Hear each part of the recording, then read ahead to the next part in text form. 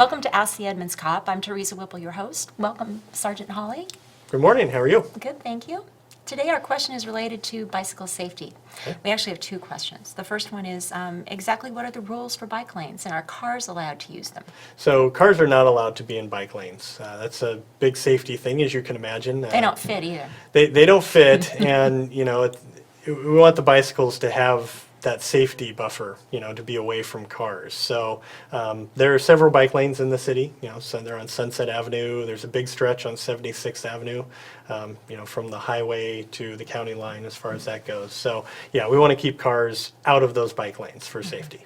Okay, very good. And then what laws are bicycle riders supposed to follow exactly? Are they treated as cars?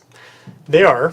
So bicycles under state law are required to essentially abide by the same set of traffic laws that cars are. There's a specific section related to bicycle laws, and that's the first one that's listed in there. As far as some other bicycle specific laws, they are required to ride with traffic, not against traffic, and be on the right side of the road. So no more than 2 across. So you can't have 3 or 4 bicycles across, and that's also a safety thing for the bicycles, and that way they don't take up quite as much of the road or block traffic, because they typically ride slower than most cars will drive. And as far as some other safety things, they're required at night to have a white light that is visible 500 feet in front of them, and they're also required to have either a red reflector or a red flashing light showing to the back of the bicycle. Okay.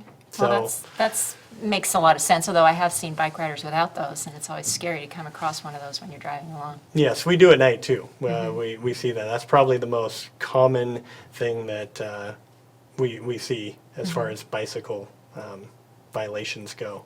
And it's important. The other thing is they have to stop at intersections. Right. So just like a car. And I know that's hard if you're a bicycle rider and you have your momentum going and you want to get up that hill, but you do have to stop at the intersection.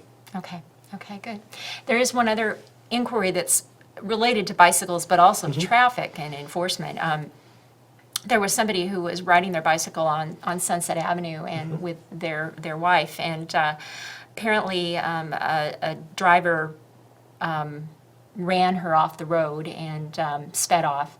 And the gentleman said he got the license plate number and called police, and police responded, but wasn't sure. Apparently there was no follow-up. The police said there wasn't really much else they could do. And you and I talked a little bit about the difficulty of, I think we all as non-police officers think that you guys can just go out and arrest people for a lot of different things. A lot of things that we can't actually arrest people for. Right. Yeah. But how does it work in a situation like that? What should people expect, and kind of what do you look for when you decide how you're going to follow up?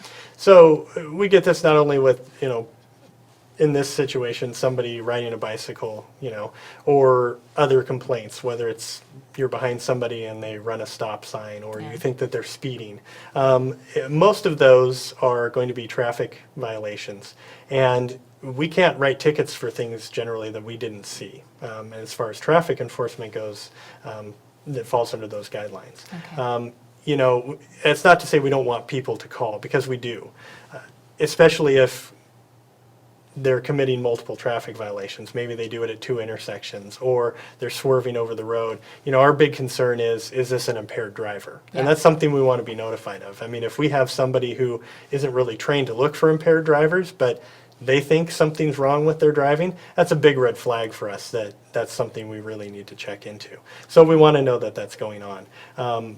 But by and large, depending on what it is, a lot of times it's going to be a traffic infraction. And if it's not witnessed by one of our officers, there's not much we can do about it after the fact. Right. Okay. That's good to know. All right. Well, thanks for joining us for Ask the Edmonds Cop. We'll be back next time with another question for Sergeant Shane Hawley.